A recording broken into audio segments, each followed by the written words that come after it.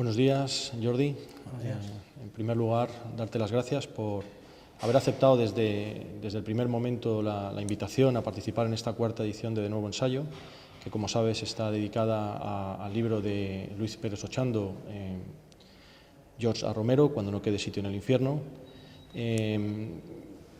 No sé si sabes, bueno, te lo hemos contado, que el proyecto de Nuevo Ensayo está orientado a tratar de encontrar ensayos a nivel internacional de gente joven que haya escrito textos que nos parezcan relevantes, que cuestionen y que planteen problemas que son relevantes para nuestra contemporaneidad, y tratar de hacerlo de una manera intergeneracional, invitando a autores que ya sois autores consagrados, que lleváis una trayectoria de investigación, con estos autores y autoras que plantean una primera propuesta reflexiva.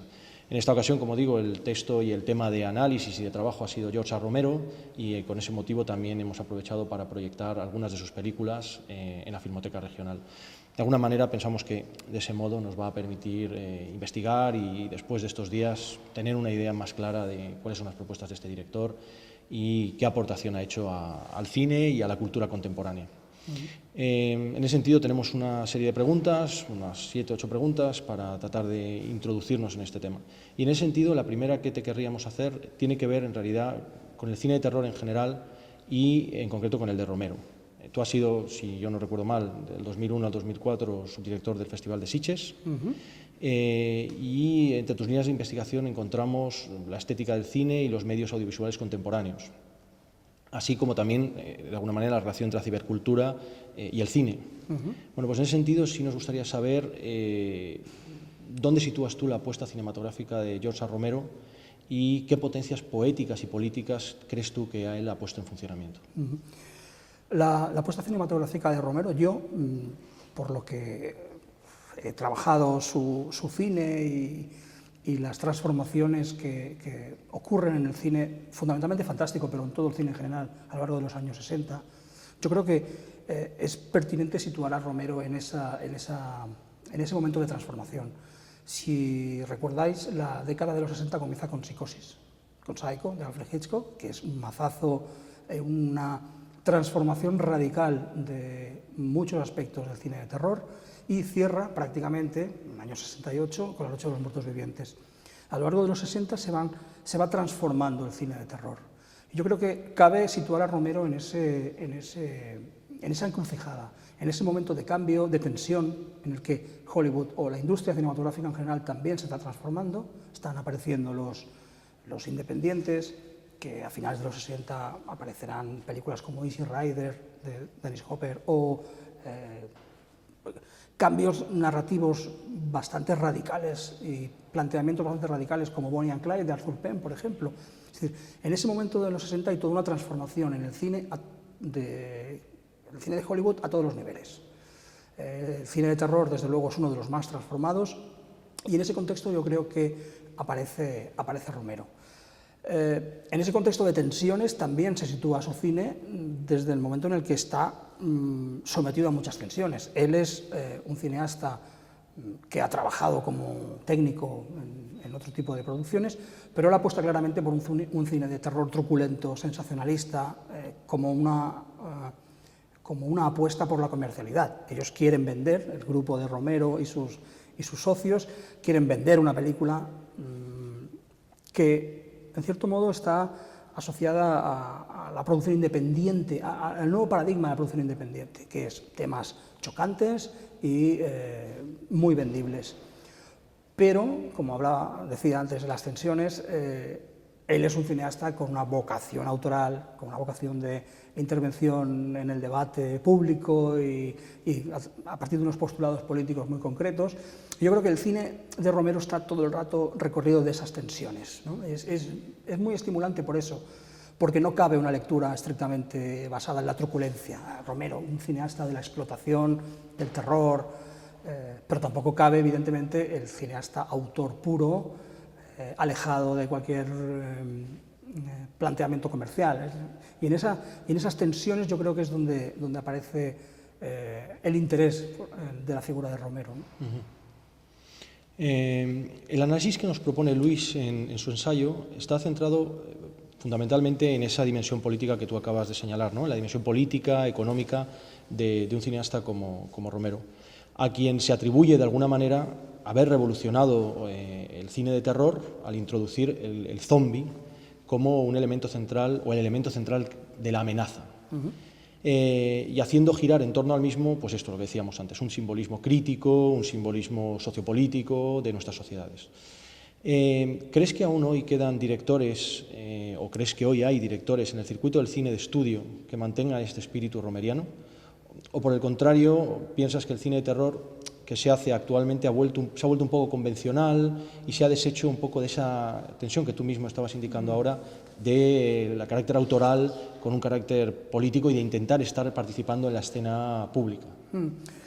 Realmente es una pregunta complicada, porque yo creo que definir en términos globales una escena o la producción de Hollywood o la producción del cine comercial producido por los grandes estudios o por las independientes asociadas a los grandes estudios resulta difícil. Resulta difícil porque toda la historia del cine está precisamente recorrida de ciertas tensiones entre una mirada más autoral y las servidumbres propias del sistema, ¿no?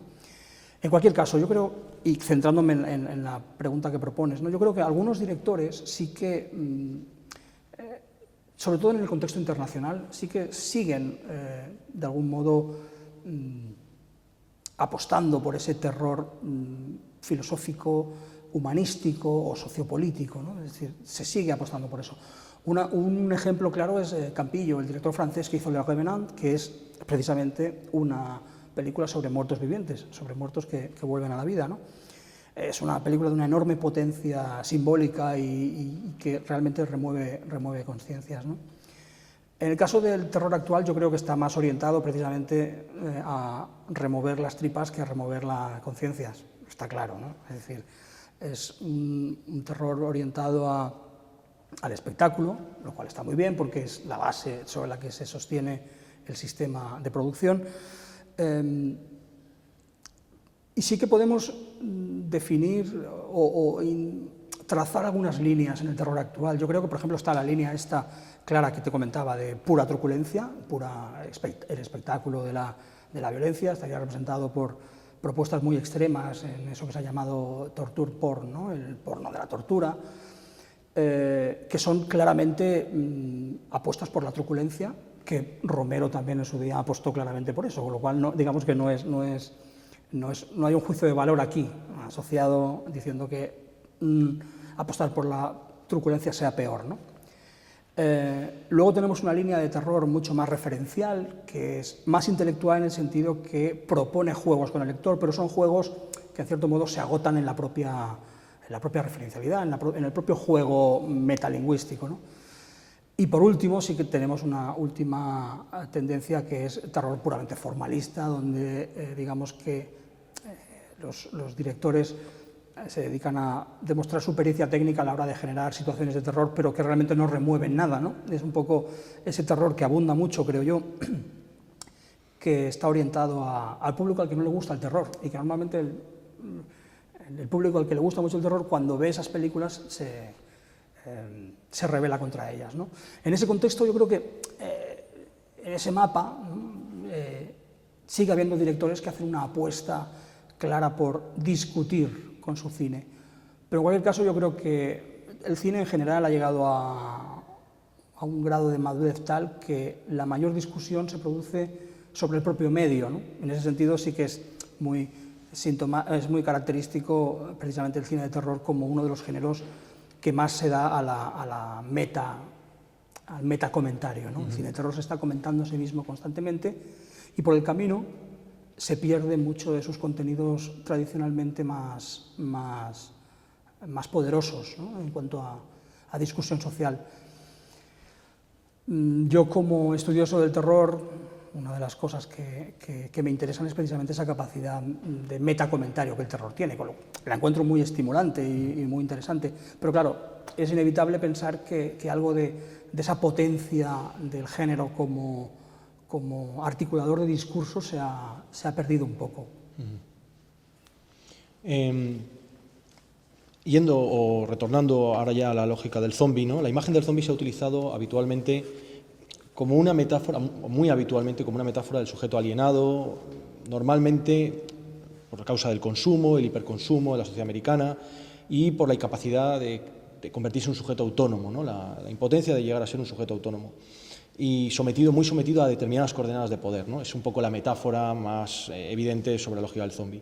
Sin embargo, podríamos pensar en realidad que el zombi no condensa solo esa posibilidad como metáfora, ¿no? También pensando en la primera película de Romero, nosotros pensábamos que, bueno, Luis no lo señala, pero sí quizá estaba el temor muy candente en la sociedad norteamericana del momento a la invasión soviética, el pavor, digamos, a esas figuras grises, alienadas, que serían los rusos o los soviéticos, obviamente la paranoia que decía antes, a la alineación hiperconsumista, pero también el temor a las pandemias, ¿no? Esta lógica que ha sido muy habitual en las últimas décadas, el temor a la pandemia, el SIDA y otras, ¿no? Recientemente. Es decir, la pregunta sería, ¿no?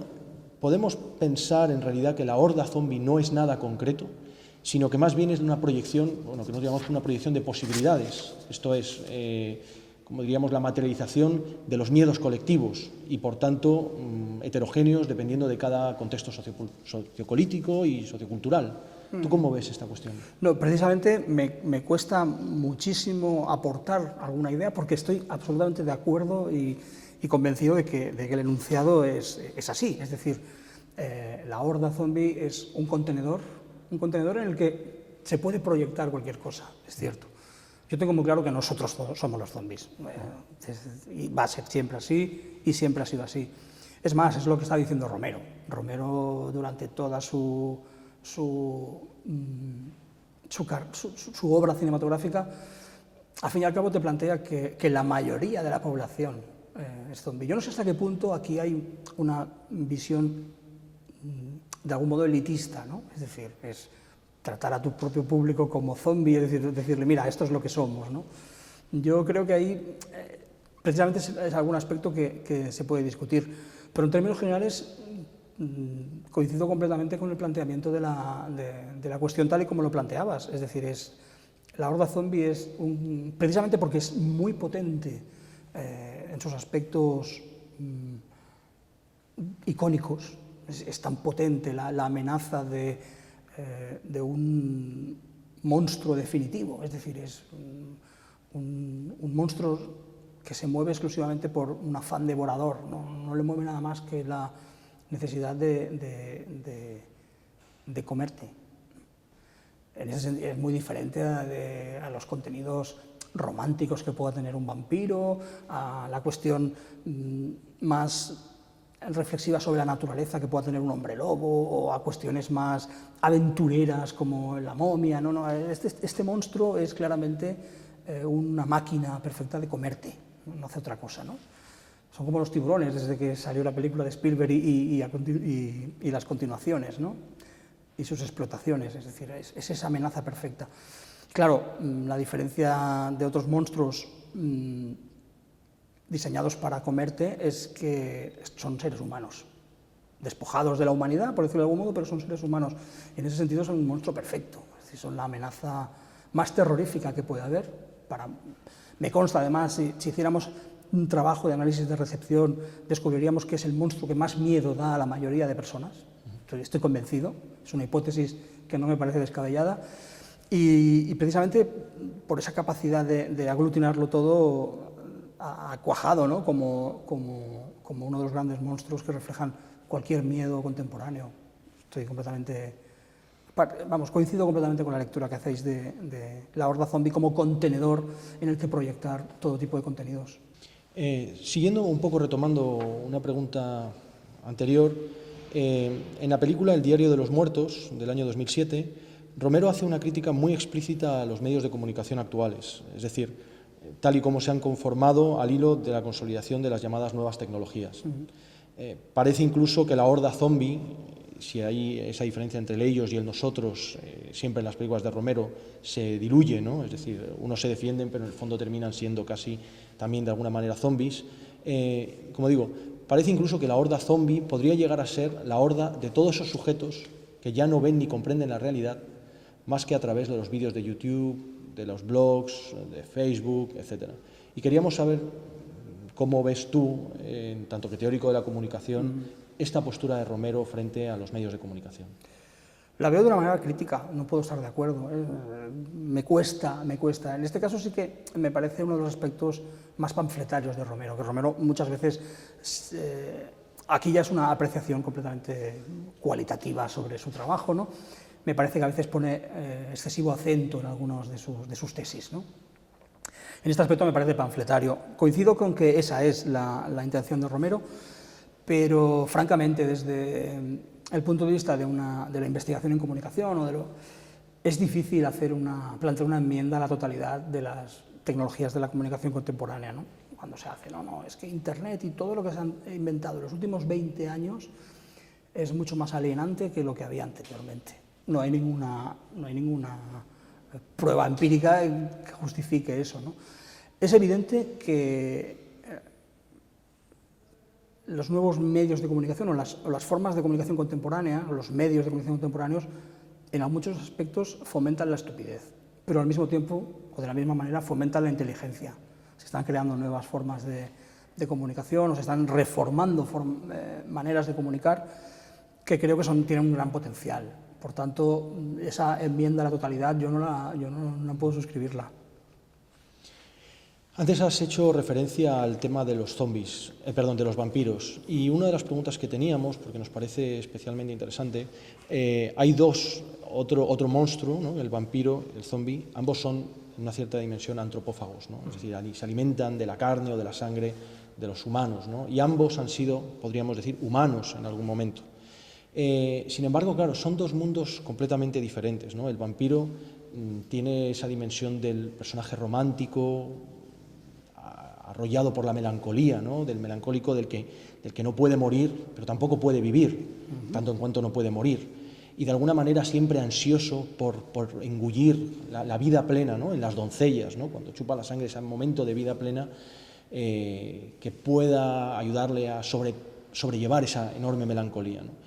El zombi, y nos parecía curioso que el vampiro, ¿no? El símbolo de su muerte, cómo se lo mata con una estaca en el corazón, ¿no? Es decir, es como si ese anhelo de vida y ese anhelo de amor fuese, digamos, también su lugar vulnerable, ¿no? El zombi, sin embargo, tiene ahí una realidad un tanto contradictoria, porque claro, el zombi es como el reflejo del alienado, del sujeto sin pensamiento, sin capacidad de abstracción. Es más, al zombi se le puede disparar al estómago, que aparentemente sería su lugar más vulnerable, y sigue viviendo, ¿no? En ese sentido, nos preguntábamos a qué lógica puede responder eso y si responde de alguna manera a la lógica de una especie de posición crítica con la razón instrumental instaurada un poco en nuestras sociedades occidentales, ¿no? Esa idea de que en el fondo el cerebro es el símbolo de una especie de lógica de un positivismo radical que nos llevaría a una alienación radical también, ¿no? No sé cómo ves tú la diferencia entre esa lógica del vampiro y el zombi y luego esta especie de crítica a una razón instrumental que estaría en esos comportamientos zombies. Sí, realmente es una pregunta muy pertinente porque es muy compleja y muy difícil de resolver de una manera satisfactoria. Desde luego estoy convencido o veo perfectamente claro esa apuesta por esa crítica a la razón instrumental, ¿no? Por decirlo de algún modo, que el cerebro es lo que tiene que ser destruido para acabar de una vez definitivamente con los zombies.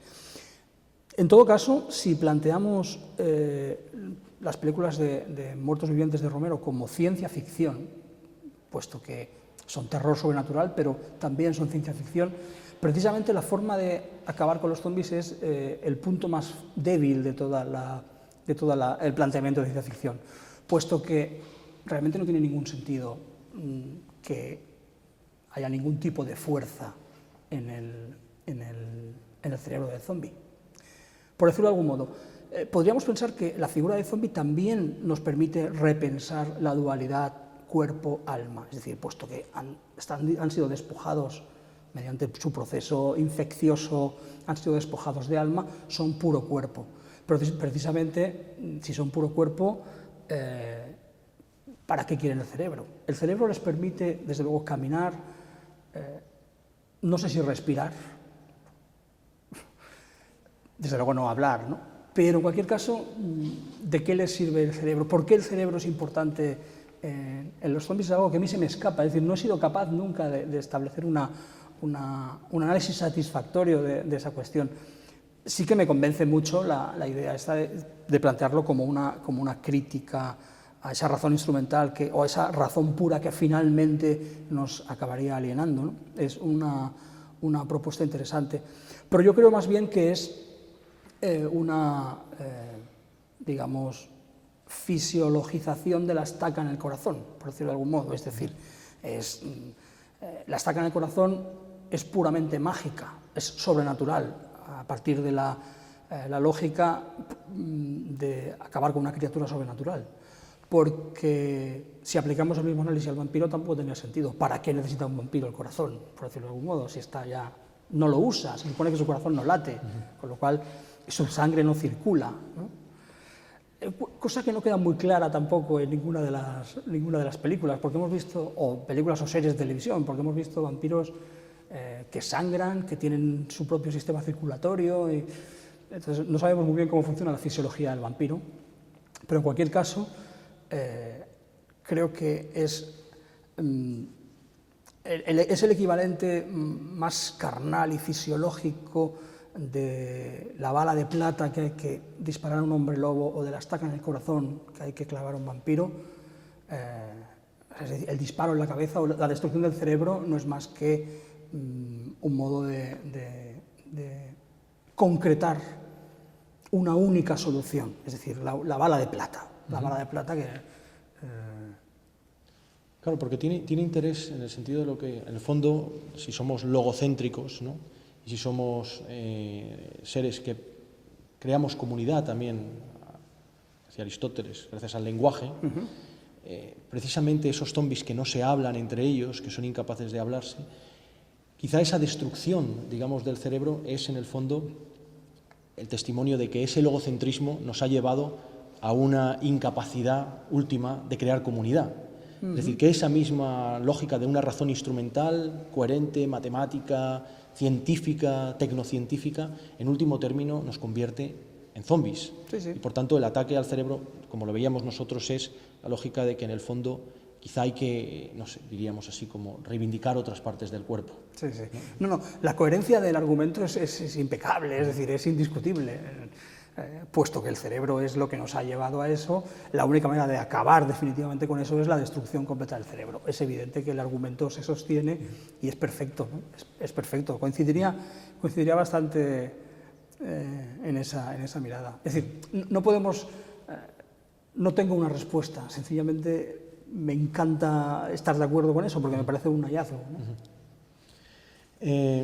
En la última escena del Diario de los Muertos Vivientes, recordarás que dos sujetos que recuerdan de hecho mucho a los que están limpiando de zombies Estados Unidos en la primera, están disparando a personas que están colgadas de un árbol, a una mujer concretamente, a un zombie que está colgada de un árbol.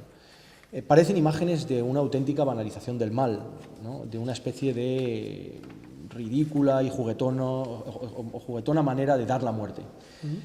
Según Luis, uno de los errores de Romero es creer que el miedo puede de alguna manera despertarnos en esa línea política que hablábamos al principio, ¿no? Desalienarnos en cierta medida, cuando en realidad, como dice Luis, somos perfectamente conscientes de que el miedo vende. Como tú sabrás, dar la muerte es uno de los elementos centrales también de un tema que tú has trabajado mucho, que es el tema de los videojuegos. Y de los videojuegos sobre zombies, obviamente, ¿no? Pensamos si de alguna manera hay una simetría entre esa lógica que propone Romero y esa lógica del jugador que goza permanentemente dando la muerte, ¿no? en el videojuego. ¿Crees tú que existe esta lógica de una cierta banalización del mal en estas experiencias? Digo, no tanto en Romero, sino ahora ya trayendo la colación con el tema de los videojuegos y los videojuegos de zombies.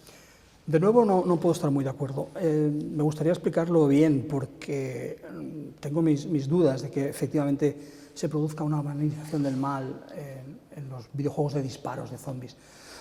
Piensa que, ¿cómo has planteado la pregunta? Decías, en una escena del Diario de los Muertos hay unos tipos disparando a unos zombies que están colgados de un árbol. Eso en un videojuego de zombies me parece inconcebible. Es decir, en un videojuego de zombies el jugador tiene que disparar a los zombies que se le acercan para matarlo. Exclusivamente, es decir, no recuerdo, he jugado algunos, y no recuerdo juegos en los que sean sencillamente una especie de tiro a una diana o de tiro al patito de la feria, ¿no? Sencillamente disparar a zombies en los juegos de zombies es una mecánica de juego. Una mecánica de juego en la que si tú no disparas, te disparan. Te comen, perdón. En este caso, hay teóricos de los videojuegos que sostienen precisamente que el hacer que un jugador dispare a unos zombies o a unos monstruos, en general es mucho más adecuado, por decirlo de algún modo, que dispare contra soldados enemigos, por ejemplo. Es decir, al despojar de humanidad o al difuminar la humanidad de los objetos a los que disparas en el juego, se construiría un discurso ciertamente más aceptable, ¿no? De hecho, muchos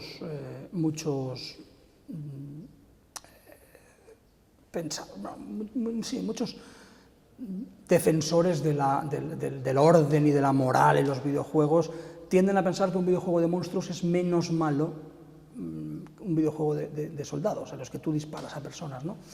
Por tanto, creo que son lógicas distintas. Sí que podríamos hacer de nuevo utilizo la expresión, una enmienda a la totalidad de los videojuegos y decir que todos los videojuegos de disparos, de guerra, en el fondo son una banalización de la guerra, una banalización de la muerte. Pero yo creo que ese automatismo o esa expresión que utilizabas tú de dar muerte, yo creo que en el videojuego, por lo menos los que yo conozco, videojuegos de acción y de disparos, no existe tanto un dar muerte como una mecánica de juego que consiste en elimina a tus oponentes. Y claro, elimina a tus oponentes es una mecánica de juego universal. Come las fichas del parchís de tu oponente, come a las figuras del ajedrez de tu oponente. En este caso, claro, la diferencia es que se ha iconizado de una manera contemporánea y al gusto de los chavales que juegan, ¿no? que son pues, con monstruos o con zombies o con extraterrestres. Pero sí que es cierto que el hecho de que haya juegos de zombies yo creo que no responde más que a la lógica de que los zombies están de moda o se han puesto de moda, ¿no? o se han incorporado al imaginario colectivo como un monstruo muy apetecible desde el punto de vista de la acción Pero en cualquier caso yo creo que son dinámicas distintas. Yo creo que el disparar en un videojuego no es más que el reflejo de una dinámica de juego muy básica y que bueno, no creo que haya un placer en dar muerte a las criaturas. Yo creo que lo que hay es la tensión y la ansiedad de sobrevivir, ¿no? Que es una mecánica de juego fundamental. En varios films de Romero, y retomo un poco, porque nos interesaba sobre todo contigo charlar el tema de los medios de comunicación, dado que tú eres especialista en esta cuestión, antes lo hemos hablado un poco, pero querría incidir un poco en la cuestión estética y de la recepción. Existe, como hemos dicho antes, una fuerte presencia, bueno, diría que en la gran mayoría existe una fuerte presencia de los medios de comunicación. Es decir, ya en La Noche de los Muertos Vivientes pensamos que es un elemento fundamental la televisión y la radio, ¿no? Incluso los mensajes que lanza la televisión, ¿no? Quédense en sus casas, presten atención a la televisión, ¿no? Esta lógica, digamos, de no actúen, permanezcan a las órdenes de la estructura piramidal, ¿no? En esa comunicación inicial piramidal que es los medios de comunicación tradicionales, la radio, la televisión. Frente a lo que sería ya luego el Diario de los Muertos, donde esa lógica de Internet, de la bidireccionalidad de la comunicación, etc. Nos interesa concretamente la cuestión de esto que algunos teóricos han llamado nativos tecnológicos. ¿No? La idea de estas personas o gente joven ya que ha nacido y cuyo entorno es prácticamente en su totalidad en relación a la comunicación con los otros, muy mediado o muy construido en base a estos medios de comunicación. Y nos gustaría saber qué crees que esa nueva forma de acceso a la realidad, esta nueva forma de acceso a la realidad lleva aparejada y si también supone una revolución, o ha supuesto una revolución, y en qué modo a la recepción estética y también a la producción cinematográfica. Sí, es evidente que la nueva realidad digital configura una nueva forma de producir y de percibir, es evidente, yo creo. Bueno, 3 niveles establecería yo, no solamente producir y recibir, sino, producir y percibir, sino producir, recibir y percibir. Los 3 niveles están profundamente alterados, por decirlo de algún modo, por una implantación masiva de tecnologías digitales que afectan a todos los niveles. Es decir, el nivel de la producción se ve afectado en que realmente es mucho más fácil producir. Al ser mucho más fácil producir, se rebajan los estándares, por decirlo de algún modo, habituales, lo cual impacta también en la recepción y en el consumo de esas imágenes. Piensa que hace unos años hubiera sido impensable que en una televisión de alcance nacional, por ejemplo, en una televisión masiva, profesional, se pasara un vídeo de un aficionado, se pasara un vídeo o se pincharan vídeos de YouTube, por decirlo de algún modo, por utilizar una expresión coloquial, ¿no? Se incrustaran vídeos de YouTube entre sus imágenes. Eso era impensable, porque había un estándar que era el estándar profesional, que era absolutamente innegociable. Cualquier cosa que no se viera con la calidad broadcast no se podía emitir. Eso, evidentemente, ha sido pulverizado por las tecnologías digitales. Más que por las tecnologías digitales, por la implantación masiva de nuevas formas de producir y de nuevas formas de mirar. Los estándares cambian, el consumo se convierte en una cosa distinta. Por tanto, los medios técnicos afectan a la producción de una manera clarísima. En el ámbito del cine vamos a ver cada vez más ese discurso que tiende a valorar el low cost, ¿no? La idea de que cualquiera puede hacer cine, que es real, cualquiera puede hacer cine.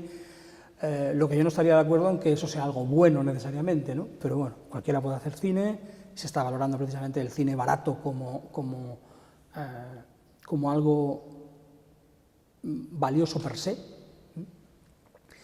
Por otro lado, tenemos a nuevos públicos habituados a una forma de consumo completamente distinta. El consumo fragmentado, el consumo en casa, el consumo multipantallas. Todo eso yo creo que va a reconfigurar absolutamente el panorama de la creación audiovisual, sin duda. Y, por extensión, el panorama de la cultura, porque la mayor parte de nuestra cultura es audiovisual, ¿no? Por tanto, creo que toda esa configuración de los medios digitales va a tener un impacto muy notable. Respecto al tema que planteabas de los nativos tecnológicos, no creo que haya una gran diferencia entre los nativos tecnológicos y los inmigrantes que llegamos rápido. Es decir, no creo que haya una gran diferencia porque no me considero un nativo, pero me considero un inmigrante de primera generación, es decir, de los que llega rápido. Con lo cual, yo creo que ya va a ser una cuestión absolutamente general. Sí que cuando esas generaciones que ya han nacido con Internet y con el consumo fragmentario de audiovisual lleguen a producir, alcancen la masa crítica y sean los grandes productores de cultura y entretenimiento, sí que está claro que el impacto será muy notable, ¿no? Casi para terminar, y dado que este es un proyecto orientado al pensamiento y al análisis, nos gustaría saber qué opinión te merecen los cambios que se están, y sobre todo, también lo digo porque yo, digamos, como representante del CENDEAC, pero sobre todo, esta es una pregunta que les preocupa, a nosotros también, por supuesto, pero la planteaban como muy preocupante los miembros de ASEFI, la Asociación de Estudiantes de Filosofía. ¿Cómo ves tú las derivas que están teniendo las reformas educativas y sobre todo la desaparición de la filosofía como un pilar relevante dentro de la construcción educativa con la LOMCE? Lo veo como un problema, francamente, es decir, no solo la desaparición de la filosofía, sino la decreciente importancia de las humanidades en general, no solo filosofía, sino literaturas. De hecho, yo como investigador y especialista en comunicación, Vivo bastante mal el hecho de que se esté imponiendo una visión utilitarista y empirista de nuestras disciplinas. Creo que incluso en un campo más mixto como el de la comunicación, el enfoque humanístico se está perdiendo, se está diluyendo, ¿no? Por tanto, yendo al origen de todo, creo que la desaparición de la filosofía de los planes de estudio es una tragedia. Es una tragedia. Si llega a producirse tendrá consecuencias trágicas y, en general, como decía, la decreciente importancia de las humanidades me parece algo tremendamente negativo, que no creo que sea privativo de una determinada ideología o de un determinado enfoque político o de una determinada visión social. Creo que, desgraciadamente, se está haciendo demasiado énfasis en que los estudios deben ser algo utilitarista, deben ser algo absolutamente aplicado desde el primer momento a ser productivo, y realmente me parece un gran error. Un error, además, compartido transversalmente casi, ¿no? Es decir, no conozco opciones políticas que no defiendan esa idea, por decirlo de algún modo. Sí que podemos encontrar matices, claro, podemos encontrar matices, pero esa idea que parece, ese destino que nos espera a todos de nuestros jóvenes tienen que estudiar cosas que puedan tener una aplicación inmediata a ser productivo, a ganar dinero en el fondo, me parece preocupante. Podríamos ver ahí, de hecho, otra de las interpretaciones sobre el zombi, ¿no? Es decir, si nos tenemos que hacer una educación orientada a generar recursos y, por tanto, alimentación casi bulímica y poco cerebro, es decir, bueno, poco pensamiento, quizá eso sería otra coordenada del... Sí, sería un crecimiento de la sociedad zombie. Que bueno, y trataremos de analizar esta tarde, ¿no? Porque también hay una lectura, obviamente, sobre la cuestión del capital, ¿no? El capital como ese consumo permanente de lo vivo, ¿no? Y cualquier resto de vida tiene que ser engullido por el capital. Y nosotros veíamos si la película, concretamente la primera, La noche de los muertos vivientes, no era un poco esa América encerrada, ¿no? Con sus contradicciones, también acosada por el capital. La lógica, digamos, es el capital que lo consume todo y que tiene que ir siempre reencontrando cualquier rastro o resto de vida para ser engullido. Bueno, en esa lógica veíamos también esa pregunta sobre la muerte de la filosofía y si realmente el pensamiento crítico, el pensamiento que cuestiona la realidad, es viable en un mundo que tiene que ser eminentemente útil, práctico, y útil y práctico normalmente orientado a generación de beneficios, ¿no? Pero bueno, y ya solamente para cerrarnos la entrevista, te queríamos preguntar un poco sobre cómo ves este tipo de propuesta, de nuevo ensayo, la idea de tratar de vincular a pensadores y autores de distintas generaciones y tratar un poco de dar luz y debate, sobre todo, sobre estos nuevos autores. Me parece una propuesta absolutamente impresionante desde muchos puntos de vista. Es impresionante precisamente que rastreéis ese pensamiento no incipiente, porque evidentemente los autores que traéis ya tienen una producción, pero ese pensamiento emergente,